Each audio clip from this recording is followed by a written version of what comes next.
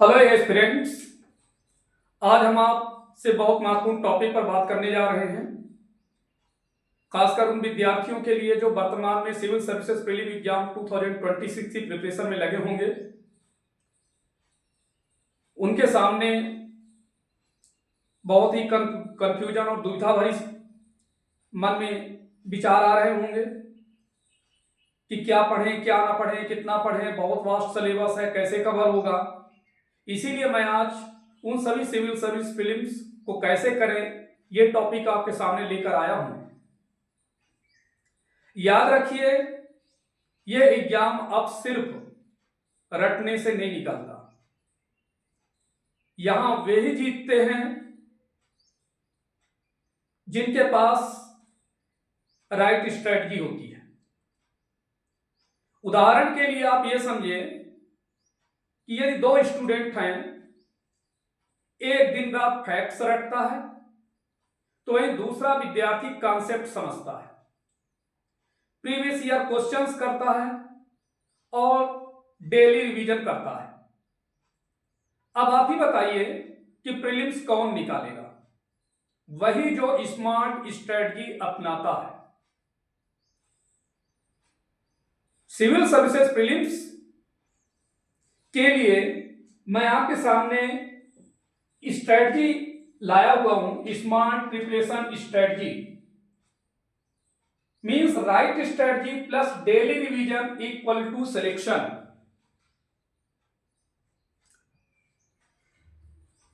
Civil services prelims का paper अब concept plus current affairs plus application based हो चुका है।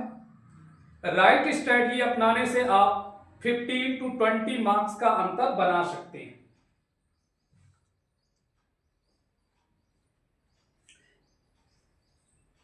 सबसे पहले हम आपको कोर सब्जेक्ट को कैसे कवर किया जाए इस पर चार्ट के माध्यम से आप समझे।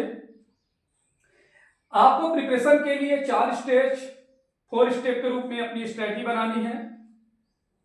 और फर्स्ट स्टेप में देखिए, कोर सब्जेक्ट्स में जैसे पॉलिटी, इकोनॉमी, एनवायरमेंट है।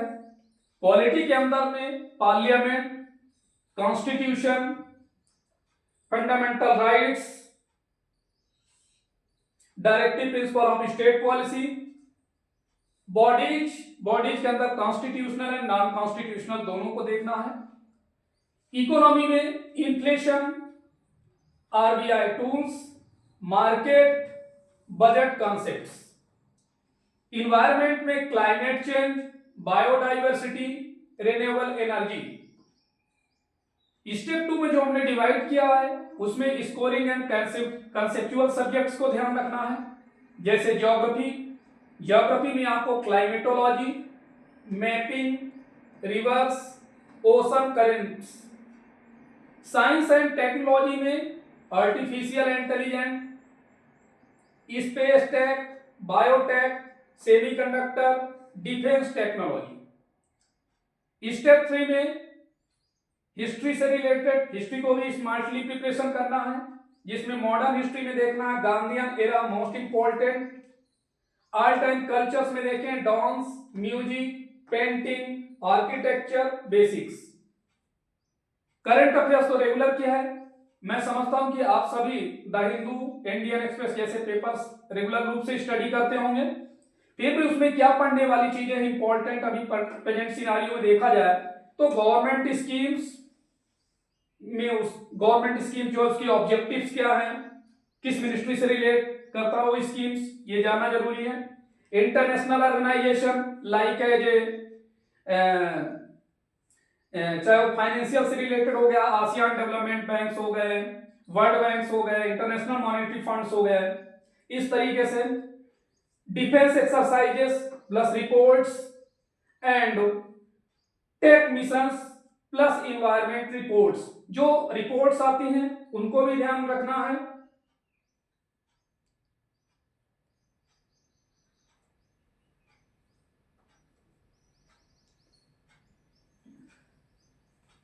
इस तरह से देखिए, आप ये समझिए कि जो भी स्टूडेंट टॉप किए हैं या जो क्वालिफाई करते हैं उनकी क्या स्पेशल स्ट्रेटजी होती है, स्पेशली टॉपर्स की।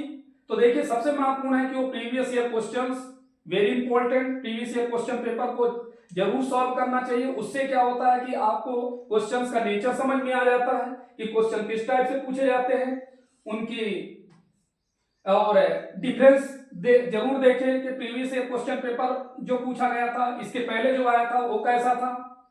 और आपको हर सब्जेक्ट से रिलेटेड जो भी स्टडी करें उसमें कॉन्सेप्ट्स को ध्यान रखें, खासकर कॉन्सेप्ट में क्लियरिटी होनी चाहिए, यानी कॉन्सेप्ट क्लियर रहेगा तो सबसे ज्यादा आपको, क्योंकि यूपीएससी में क्वेश्चन मैक्सिमम कॉन्सेप्चुअल बेस्ड आते हैं, इसीलिए concept clarity greater than facts.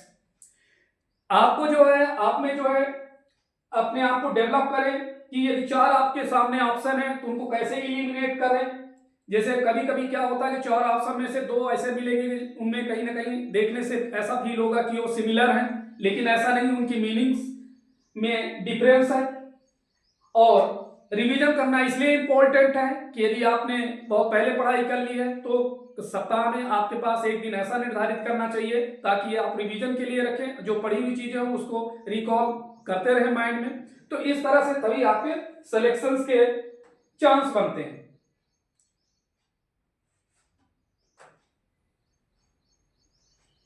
अब यहां पर देखिए सबसे महत्वपूर्ण चीज है कि किस सब्जेक्ट को कितना प्राथमिकता देना चाहिए, किसका कितना वेटेज देना चाहिए। तो यहां पर यदि आप नजर डालें तो कोर सब्जेक्ट्स जो कवर करता है नियर अबाउट 60%, डेफिनेटली 60% है इसका वेटेज, इसलिए इसको अहम स्थान देना चाहिए। ज्योग्राफी और साइंस एंड टेक इससे रिलेटेड 25%, इसकी भी अहमियत है। History and culture 15%।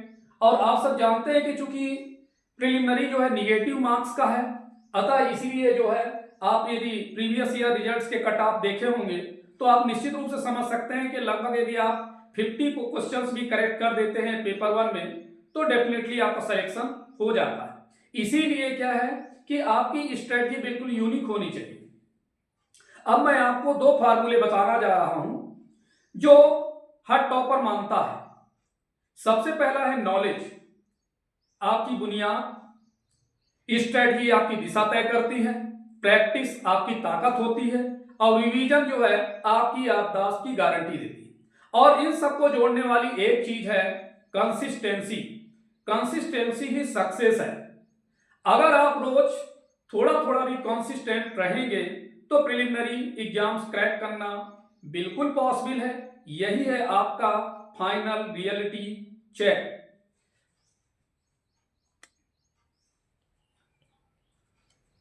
तो इस तरह से देखिए फाइनल रियलिटी चेक के लिए हम एक फार्मूले के रूप में क्या कर सकते हैं कि knowledge plus strategy plus practice plus revision equal to success. तो आज इतना ही, धन्यवाद।